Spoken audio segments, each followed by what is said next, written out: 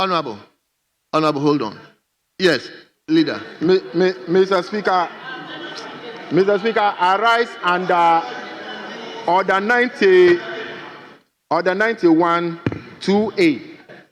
And Mr. Speaker, it reads that a Minister of State may make a statement of government policy, and the statement shall be limited to facts.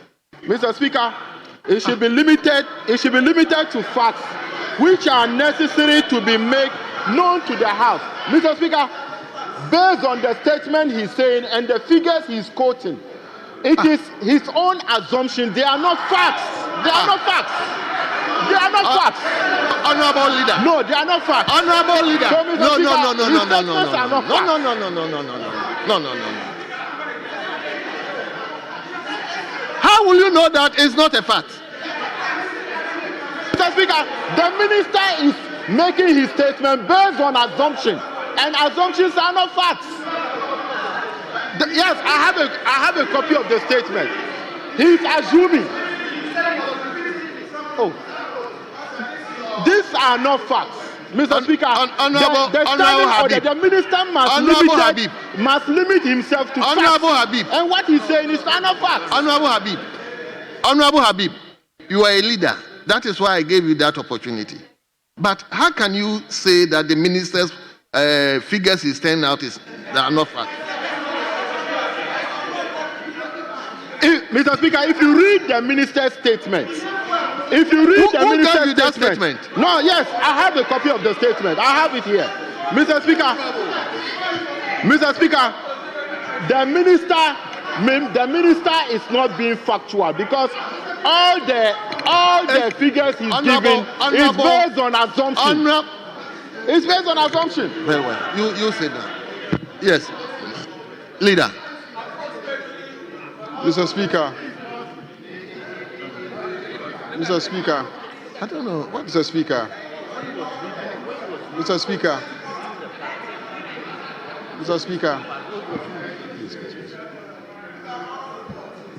Honorable, please.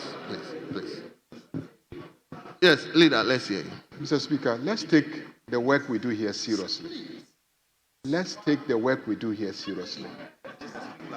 We are here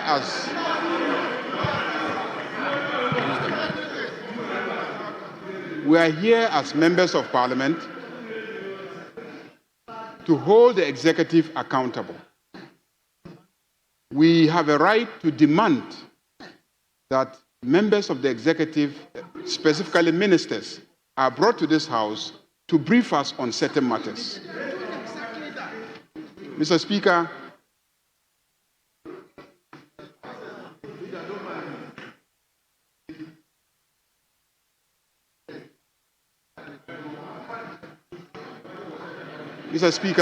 Leader, just address me.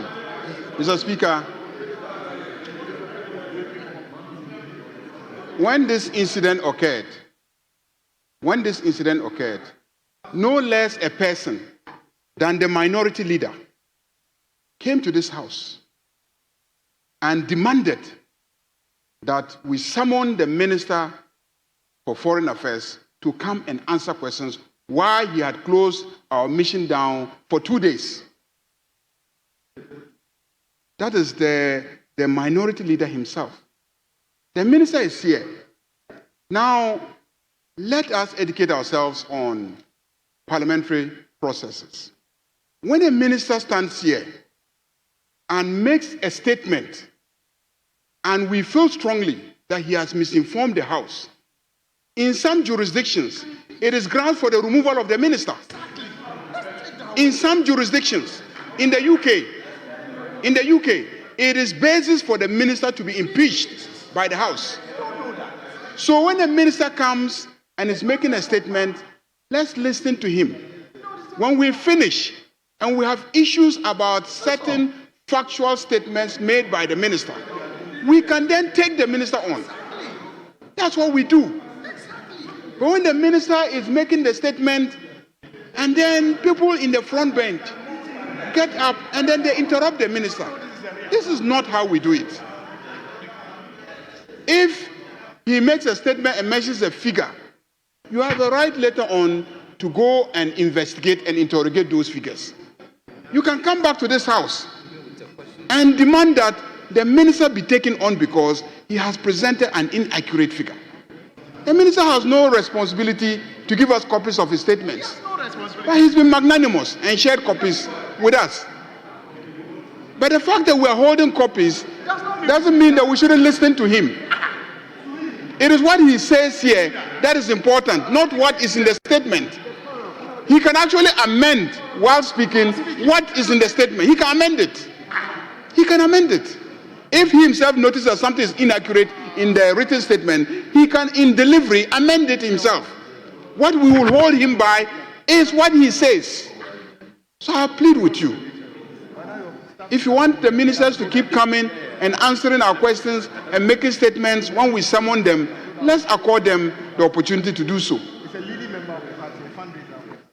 Leader, thank you. Honorable Minister, please continue.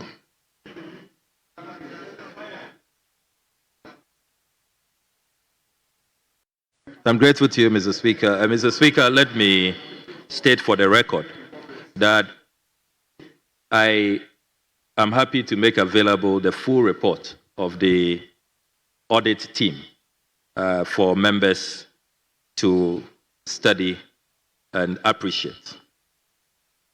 Nothing being presented here is conjecture or is not the fact.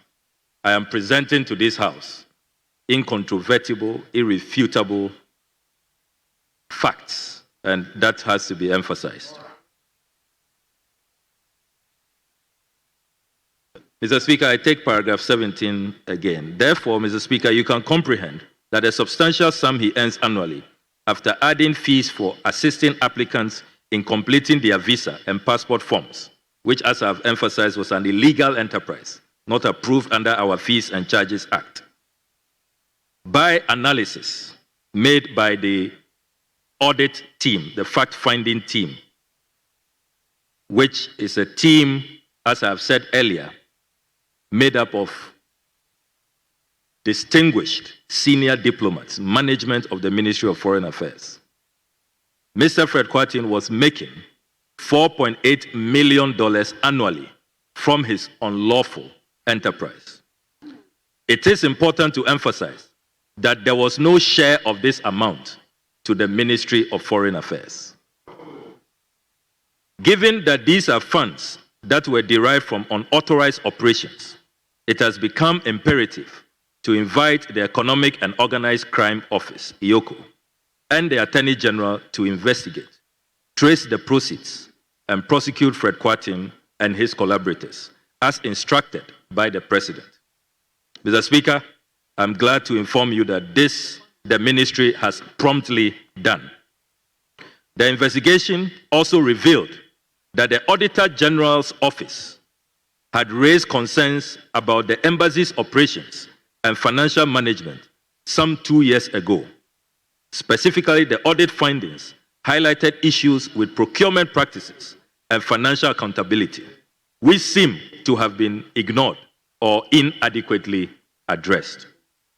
Right Honourable Speaker, the investigations revealed that Fred Coudnt's company, GTC, was initially jointly owned with his ex-wife, which raises additional questions about the nature of their business relationship and potential conflict of interest. Admissions from Fred Coudn't himself when he met the audit finding team, as well as current and former staff of the embassy, confirm that he did not act alone in this matter. It appears that there may have been a network of individuals involved in this web of corruption, which underscores the need for thorough investigation and accountability. We must contemplate the motivation behind the creation of a system that benefits a few individuals at the bottom of the food chain at our diplomatic mission.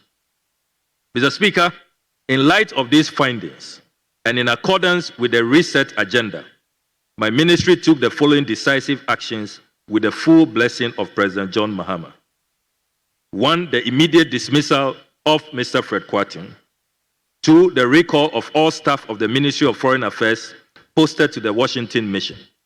3, the swift dissolution of the embassy's IT department. 4, the suspension of all the embassy's locally recruited staff. 5, the Auditor General was promptly invited to conduct a forensic audit of all transactions. 6, the temporary closure of the embassy to finalize the restructuring and systems overhaul at the embassy.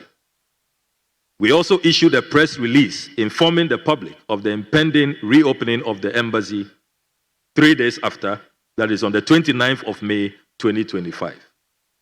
Right Honorable Speaker, following the closure, I appointed the respected and distinguished Ambassador Mrs. Jane Gasu Aheto, who was the head of legal department until this recent appointment, as the acting head of mission, and tasked her to lead a team of senior foreign service officers and personnel from the research department to Washington, D.C.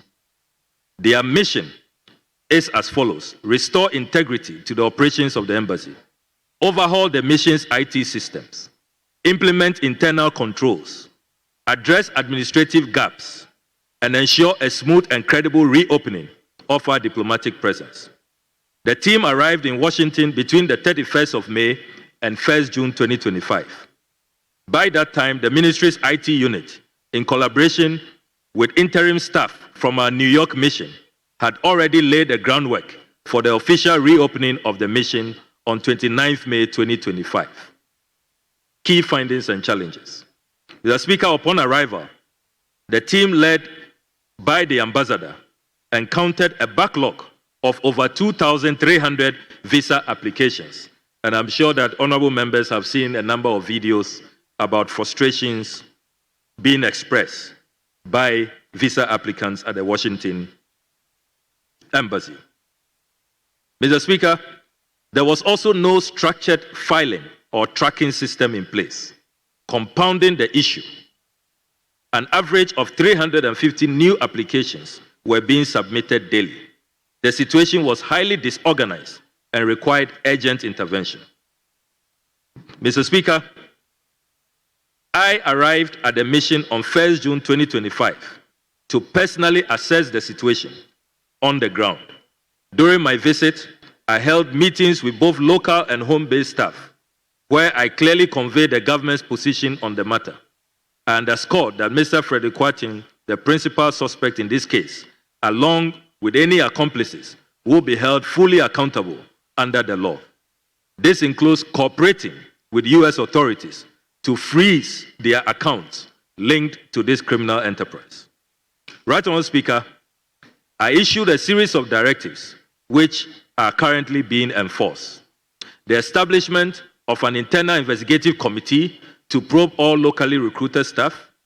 IOCO has been formally notified to pursue Mr. Fred Coudn't, to trace the proceeds of crime, and to have him brought to Ghana for prosecution. A complete overhaul of the IT department and digital platforms. The streamlining of the Client Services Center to enhance transparency. Implementation of a secure and trackable mailing system. Renovation of the Chancery building to uplift its deteriorating image.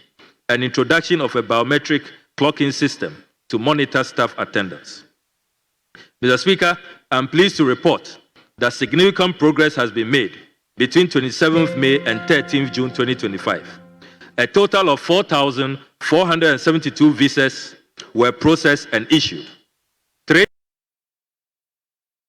588 passports were dispatched. A further 3,729 visa applications were received. And all visa backlog cases from April and May 2025 have now been fully processed.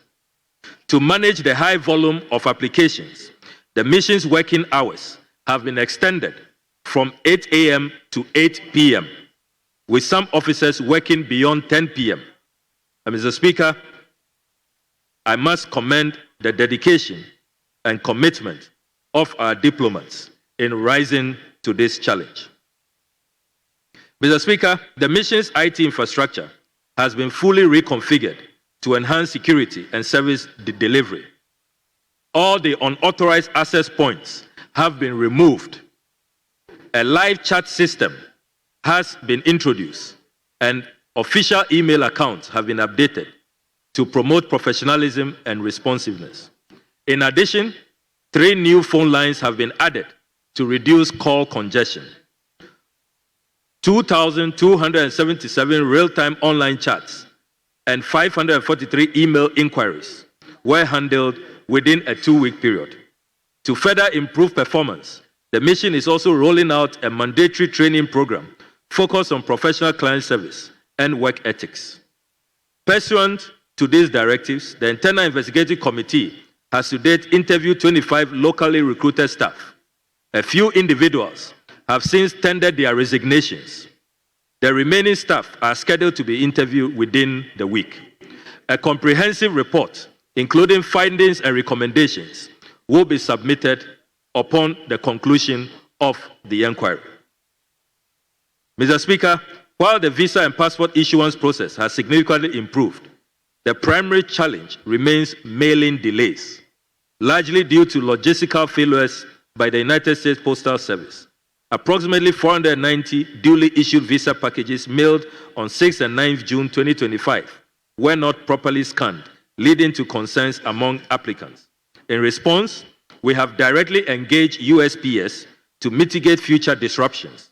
Measures implemented include staggering mail dispatches to a maximum of 200 packages per day to enhance tracking and delivery efficiency.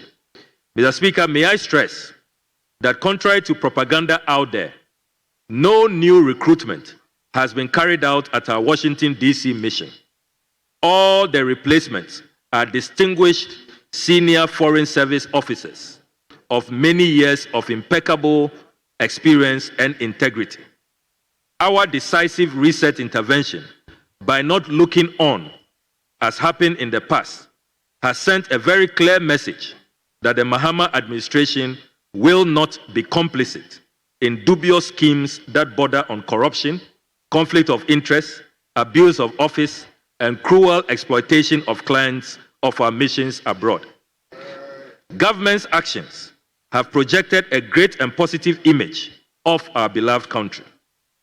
In concluding, Right Honourable Speaker, despite the serious nature of the infractions that led to the temporary closure of the mission, I am pleased to report that the Washington, D.C. mission has been fully reopened. Operations are stabilizing, and confidence in Ghana's diplomatic representation in the United States is being steadily restored.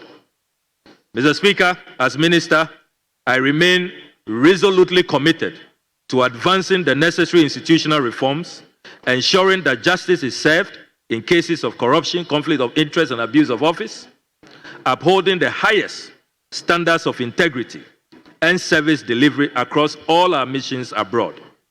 Mr. Speaker, I will continue to keep this House informed as both the investigations and reform processes progress. I thank you very much